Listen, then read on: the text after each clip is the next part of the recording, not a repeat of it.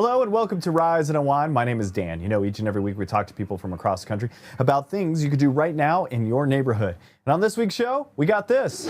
As the years have gone on, we recognize that we also have an opportunity to show our thanks to our hometown heroes. Just based off her name too, Nevaeh is literally heaven backwards. I was like, there's an immediacy to it. I'm like, there's an attention to detail and a style to this show that's like really intriguing to me. And you know, I never had the opportunity to play a character that's so villainous at times. All of that and more right here on Rise and Unwind.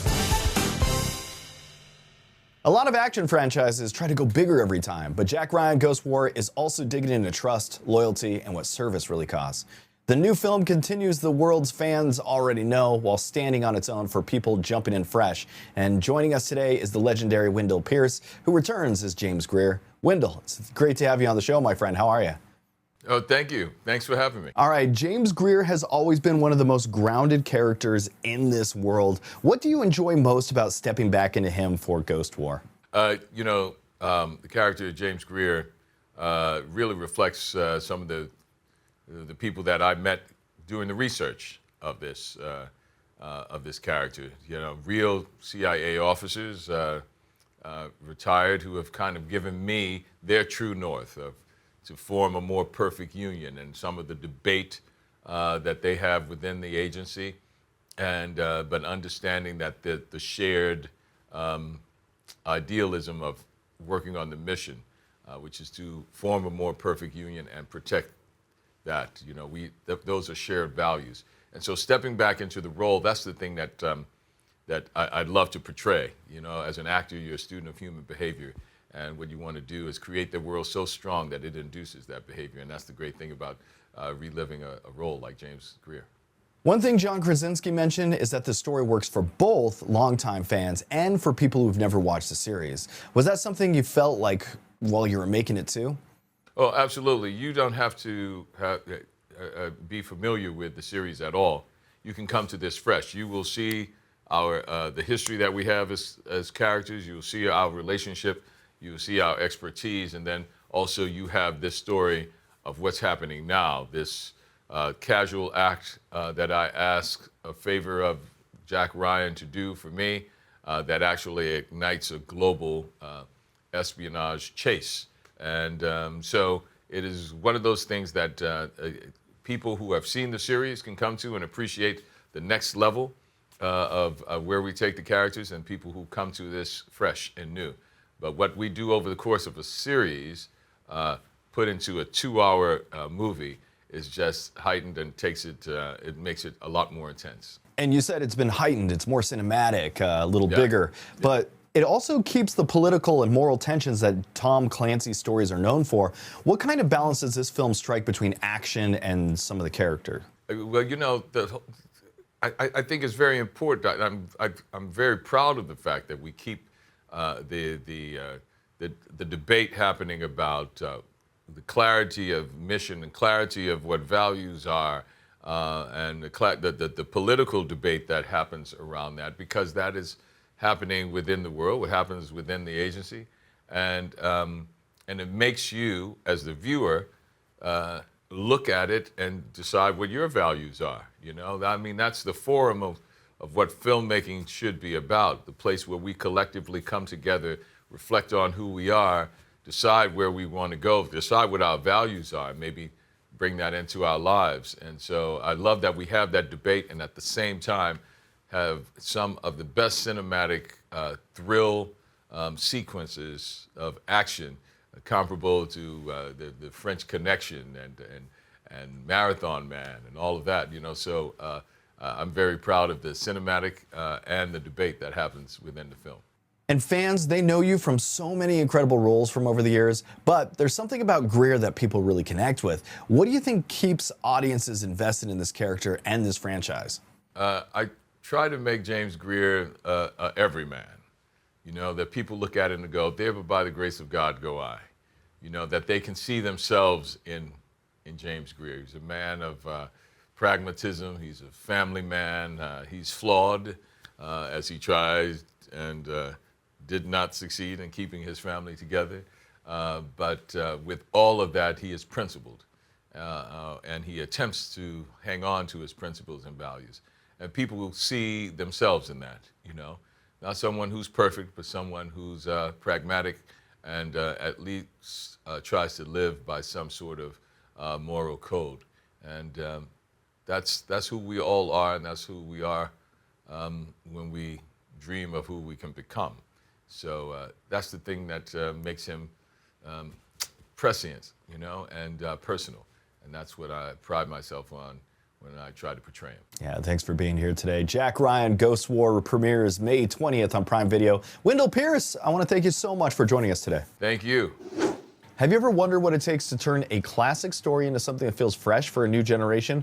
A Woman of Substance tells a story of Emma Hart, a woman who rises from humble beginnings to become one of the most powerful business figures of the 20th century. So joining us today are Jessica Reynolds and Brenda Blethyn, who play Emma at different stages of her remarkable life. Welcome to the show, you two. How are you? Yeah, Good, thank thank you.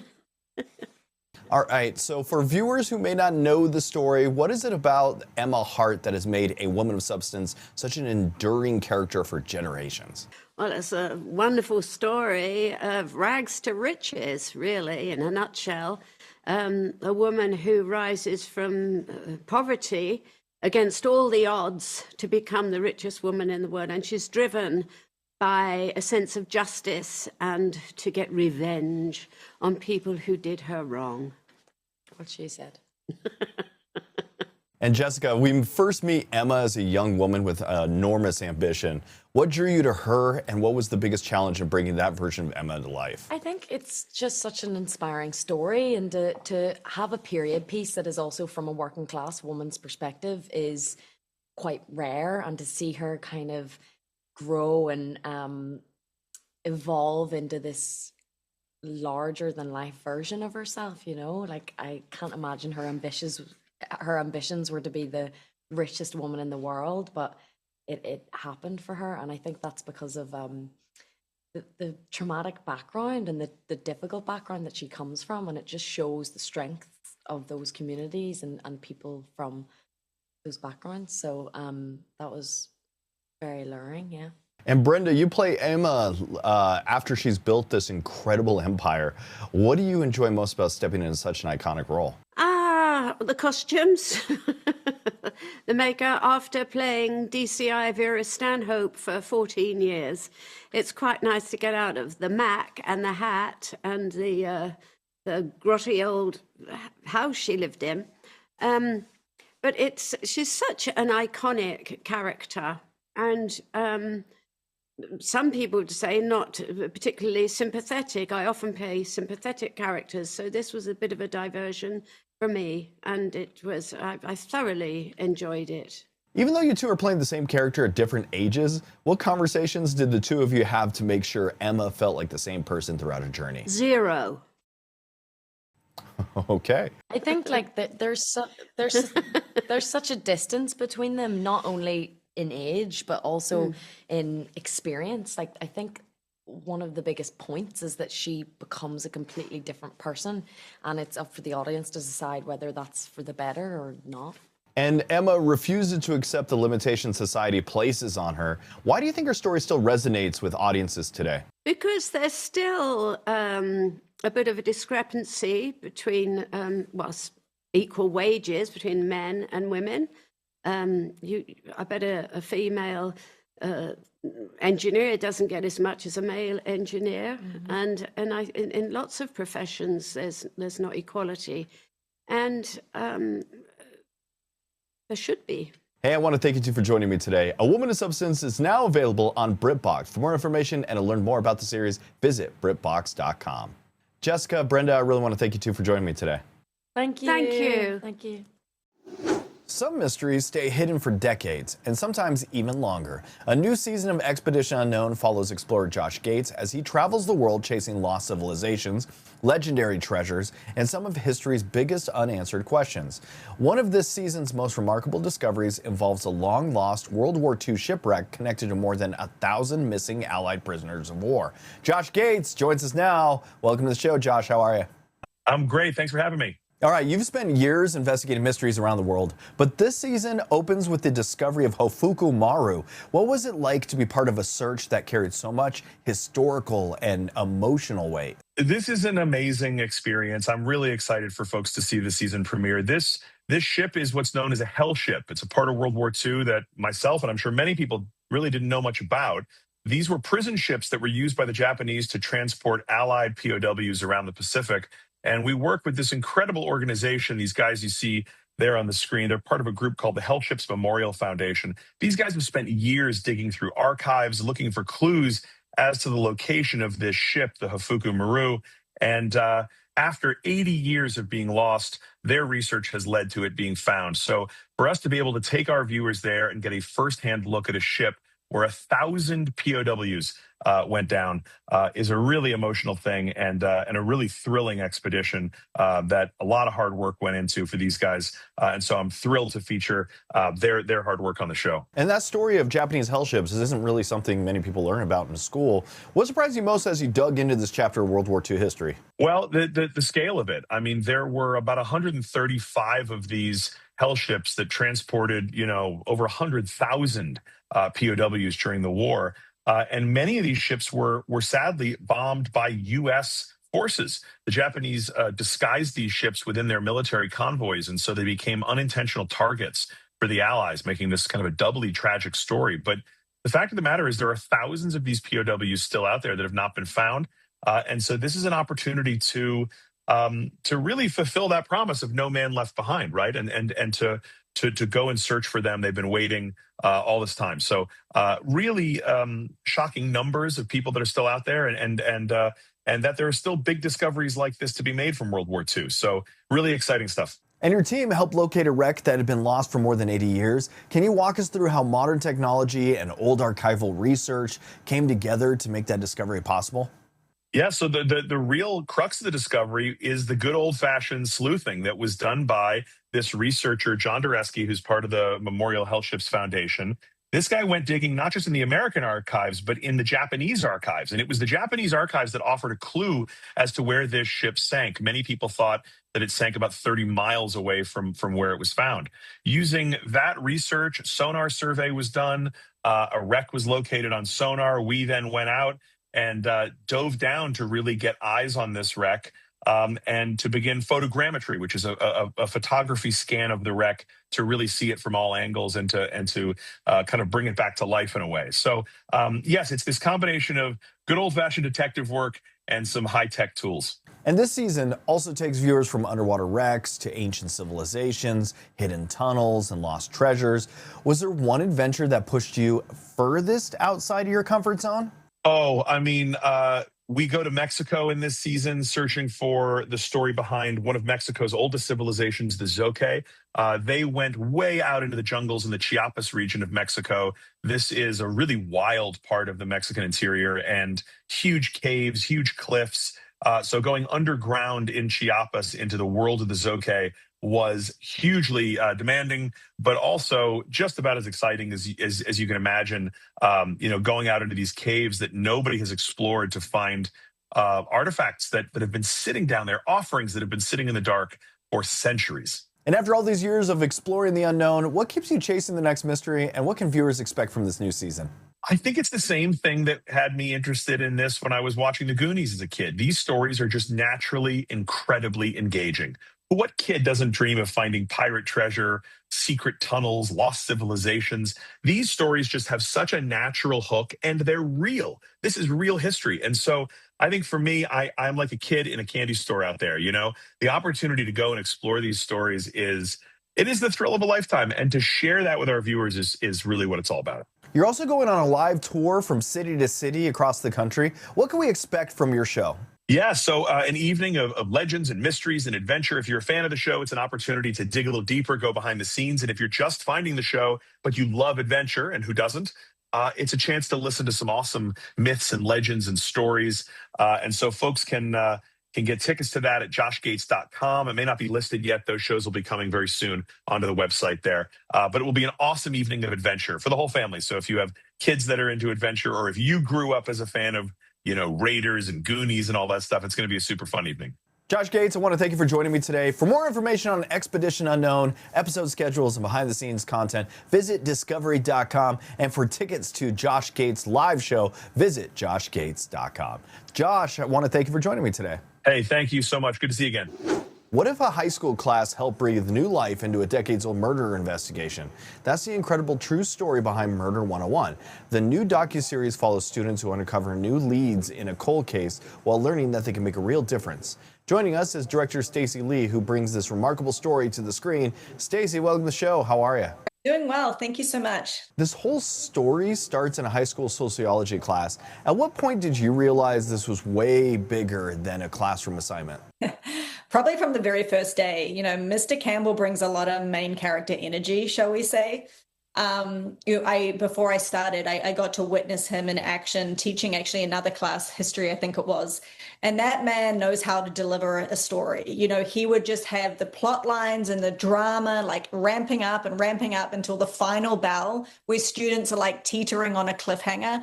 And he just like, they're dying to come back the next day. And I think like, what other teacher has students excited to come to class the next day? Not many, that's for sure. The series follows students investigating the redhead murders. What impressed you the most about the way these young people approach such a difficult and even emotional case? I think the students' superpower is truly their ability to empathize with the victims. You know, when you see so much true crime, it's oftentimes the hero, the killer becomes like somehow the hero. And because these victims were oftentimes the same age as the students, they went missing from malls, they went missing from football matches, places and circumstances that the students themselves are also doing and experiencing at the same time. I think it just hits really different. And so immediately the women become humanized. They become so much more than a statistic or a body found on the side of the road. They start to become like friends or sisters, or, you know, they know that they have loved ones. And then immediately once they start seeing them that way and caring for them that way, you know, they're empowered to share that with the community around them. And truly with cold cases, because it's been so long, the biggest thing to affect change is affecting the change in the community, you know, in the hopes that someone might know something and speak up. True crime can sometimes focus more on the mystery than the people involved. How important was it for you to keep the victims and their families at the heart of the story? Incredibly important, because I think that's what the students resonated with as well. Like, you know, my job as a documentary filmmaker is to truly immerse myself in their world so I can most authentically translate that to screen. And, you know, really taking the students' lead, Mr. Campbell's lead, like what are they most curious about? What are they most interested in? And oftentimes it was the things we were already feeling ourselves. And my favorite true crime is the true crime when you feel like you're part of it, that you're an investigator on the case as well. And that's how we really wanted this series to feel, that you're following along, you're learning details, you're putting clues together at the same time the students are, so that you're really engaged and you care about it, you know, just as much as they do. You've directed documentaries about music and culture before. What drew you to true crime, and what made Murder 101 the right project for your first documentary in this genre? Yeah, great question. I mean, I've always loved youth culture and coming of age stories. And I think that there was something incredibly unique about the mashup of these two worlds, right? Like high school life, breakups, prom, graduation, like all of these like seminal moments in teenage life, you know, juxtaposed side by side with like really dark, grisly, intense true crime. I was fascinated by how these two very opposing forces could kind of work together. And I think ultimately the effect is you just start to turn the genre on its head. You start to see a genre that is, you know, very well played out in today's culture in a new light. You see the victims differently, but most importantly, you know, as I expressed earlier, it's like, you start to see the teenagers differently, what they're capable of when you actually believe in them. What do you hope viewers take away, not just from the investigation, but from seeing what these students were able to accomplish? I think one of the biggest Trojan horses in this story is about the power of like a really good teacher. The effect of this real world learning, of giving the students real stakes, changes the way they care about and engage with the material that they're interacting with. You know, the education system obviously really leans into testing and things like that allows us to like standardize a large population. But real world learning is unpredictable. It is, you know, it has all these things that are quite challenging to kind of govern, but it also has a profound effect on the students who can engage with it in a meaningful way. And I think that for me, opens up a much larger conversation about how we teach teenagers. Is it that they're just not concentrating or not learning? Or is it that they're not engaged? Does it not have a real world impact on their lives and what they're going to, face as they leave high school? Hey, I want to thank you for joining me today. Murder 101 is streaming now on Prime Video, where all 3 episodes are available to watch. Stacey Lee, I want to thank you for joining me today. Thank you for having me. So what would you do if someone from your past came back to turn your life upside down? That's the chilling idea behind Cape Fear, the new psychological thriller that's been keeping viewers on edge. Joining us today are Lily Collias and Malia Pyles, who play Natalie Bowden and Nevaeh Valentine in the series. Welcome to the show, you two. How are you? Hey, we're Good. How are Happy you? to be here. Very happy to be here. Cape Fear is packed with suspense, but it's also very character-driven. What drew each of you to your characters? I think the fluidity of her arc, for me personally, I think Natalie is the kind of girl who didn't ever have to second guess things in her life. And it was so interesting to play someone that, like, I don't think it's calculated whatsoever, because, the circumstances are so specific that playing with what she's feeling even on that day or like that night, like, because she's just finding out new things every single day. It was just such a blessing. Yeah. I love Natalie so much. She loves Nevaeh. I know. And we love each other. What can we say? I mean, with Nevaeh, it was similar, where it's like, it was pretty obvious right off the bat that she's like a deeply complex character. And I so value Nick, our showrunners and our creators, writing. I mean, just based off her name too, Nevaeh is literally heaven backwards. I was like, there's an immediacy too. I'm like, there's an attention to detail and a style to this show that's like really intriguing to me. And, I never had the opportunity to play a character that's so villainous at times. And, I think that was such a cool person to be in step with for so many months. Without giving anything away, your characters develop an interesting friendship. What was it like building that relationship together on set? I mean, it's so easy because Malia as a person is someone that I connect with. I'm so grateful to call her like one of my best friends now. We really like had each other's backs, and we go through some intimate things together as characters, and the fact that we would be able to go home together and discuss and kind of just like throw ideas to a wall together was just like such a blessing, because at the end of the day, all we want to do is play. So it was just so fun to have that relationship with you. Yeah, there was like an immediacy there. I mean, we met in the car and we were just both like completely vibrating with energy, and it was really easy to get to fall in love with these characters and then fall in love with her in a lot of ways. I mean, like she said, we'd go home from work after these crazy long days and like watch movies together, and then bring parts of those movies into work the next day and be like, hey, can we bring this to our characters? And so, I mean, it was in a lot of ways just like a great lesson in trust and building something that feels at times like greater than just like the work you're putting out. The series has such an incredible cast, including Javier Bardem, Amy Adams, Patrick Wilson. What did you learn from working alongside actors like that? So much every single day. I think at the core of it is to put things that are genuinely important in your life first, and your artistry comes alongside with your life. And they were just always so grounded and humble with their ways of teaching. And I think like Javier feels like very almost like dreamlike in his process, and Amy's super technical. Everyone just like brought different things to the table, and I feel like it all just like mixed so well together. Yeah. I mean, there's nothing like doing a horror beat with Patrick Wilson when you get to be the creepy thing behind his shoulder. I'm like, I feel like I'm in Insidious. Like, it's so cool. I love making this perfect, gorgeous man go through hell. Hey, I want to thank you two for joining me today. Cape Fear is streaming now on Apple TV with new episodes released every Friday. Malia, Lily, thank you so much for being here. Thank you so much. Have a good rest of your day. Bye. It's always nice when a company finds a simple way to give back. This summer, McAlister's Deli is recognizing the people who make our community stronger, all while celebrating its annual Free Tea Day. Joining us is Aron TenEyck, Vice President of Operations for McAlister's Deli. Welcome to the show, Aron. How are you? Hey, great, Dan. Thanks for having me this morning. Okay, so Free Tea Day has become a pretty popular tradition. How has it grown from one day into a full summer celebration? Yeah, so I'll start by telling you Free Tea Day started back in 2009. And what we wanted to do was basically give thanks to the guests that help our businesses thrive, right? It was a way of showing appreciation for their patronage, their loyalty to our brand. And then as the years have gone on, we recognize that we also have an opportunity to show our thanks to our hometown heroes, right?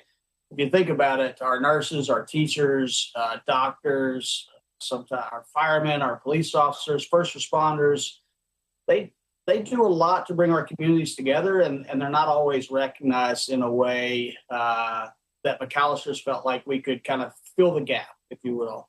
And we're calling it Community Connections. We have had our restaurant teams go out over the course of the last 3 weeks and engage these people in their places of business and offer a tea pass, which gives them the opportunity to redeem a free tea for 30 days.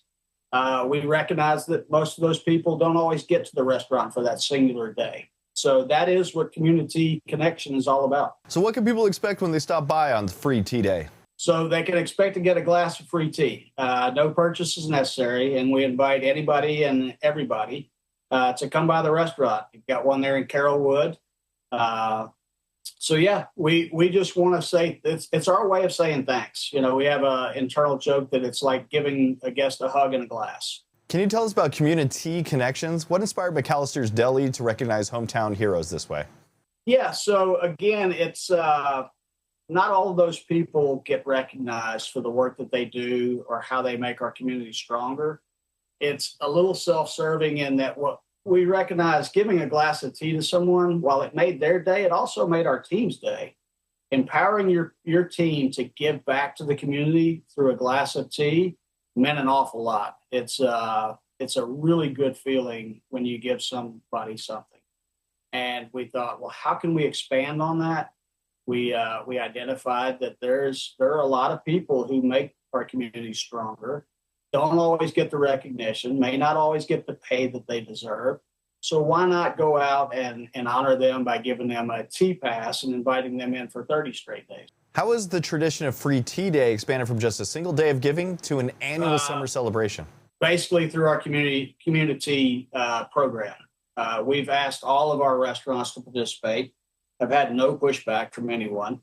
We're predominantly franchised, but they all see the value in connecting with the different hometown heroes that I mentioned earlier. All right. So where can we go for more information? Thanks for asking that. You can follow us at McAlister's Deli on Instagram or Facebook. And your local restaurant should have plenty of information to tell you more about it. All right. I want to thank you for joining me today. Yeah, you're welcome. And that is it for Rise Unwind. I want to thank you for tuning in and checking out the show. You can find us on social media. We're on Facebook, Instagram, and on YouTube. Just look up at Rise Unwind. And until next week, that was the show we like to call Rise and Unwind.